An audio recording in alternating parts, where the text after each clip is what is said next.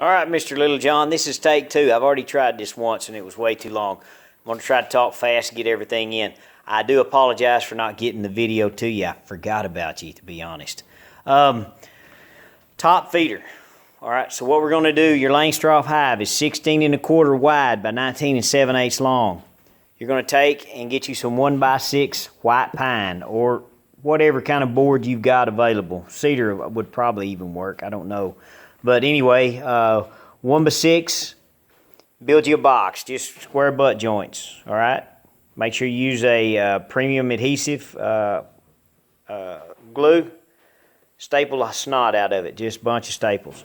Once you get that, then cut you a piece of 3/8 plywood. And the reason why I use 3/8 plywood, if I can find a piece, is because the top and bottom laminate on 3/8 plywood, right here.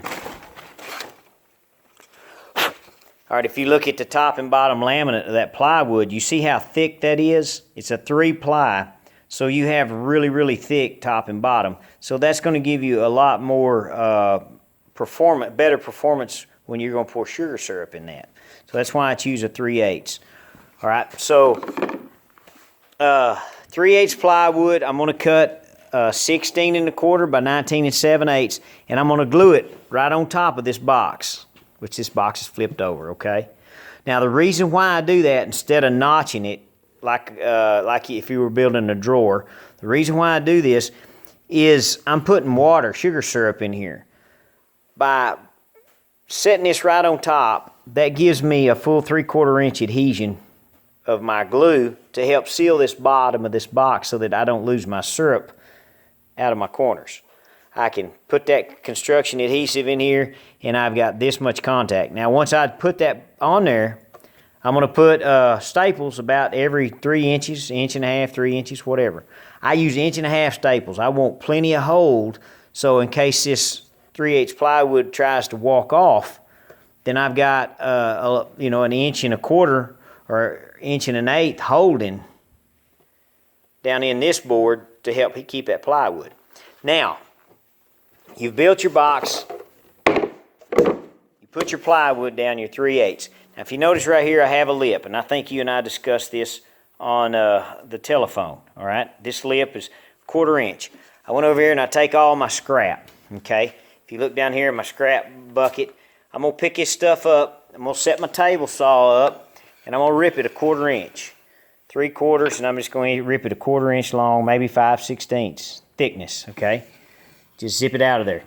Now, utilizing your scrap, you're going to come in here, and if you notice, I didn't put that many staples. I staple every 3, 4, 5 inches, okay? Glue that down.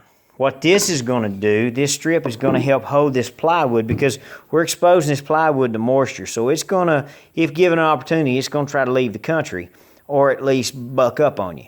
This strip's going to help hold all that laminate in place. It makes a better application. It improves the quality of this application, and it gives a little bit of bee space. You're going to get 1/4 inch. All right, so now you got your box built. Holes in the middle, whatever blows your skirt up, man. However close you think you need to put them. I've got, 5 in here. Mine is built for speed. I try to do it as quick as possible because I don't have a lot of time. Now, what we did on this particular box, I've got 2 examples here. This right here, the division board runs the 16 1/4. Right here, the division board runs on the 19 7/8, front to back. So this one runs left to right. That one runs front to back. This is not my design. I saw somebody make one of these, and this is my rendition or my version of what I saw. I don't know that it matters whether it's in the middle or whether it's left to right.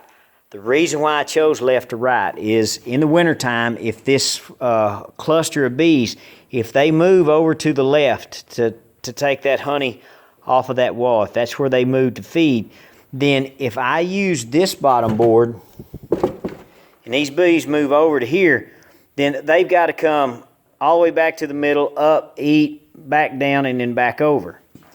by putting a left to right bottom board, I've got them an access within 2 or 3 frames, anywhere they got to go.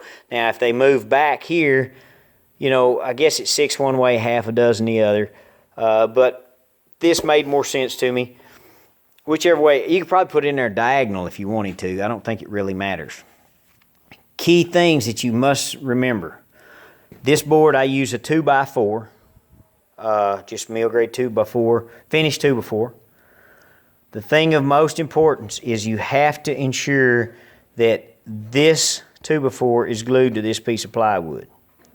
And it needs to be, you need adhesion all the way the full width on the bottom. Reason being, you're drilling holes all the way through this. All right? If you don't get this sealed, all your sugar syrup's going to leak right down that hole, out of that hole right there, right into your hive, and it's going to find your brood nest and make a mess. All right? So, make sure you get this sealed off really good.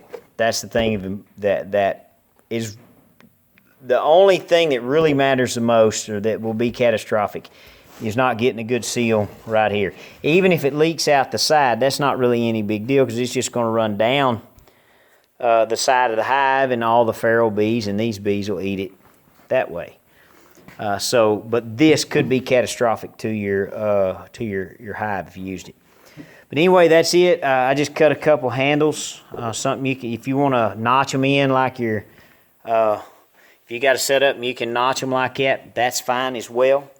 The one thing that you want to make a point of, and it doesn't have to be this high, this is 1.5 inches, but you got to have enough clearance so your bees can crawl up this hole and get over here.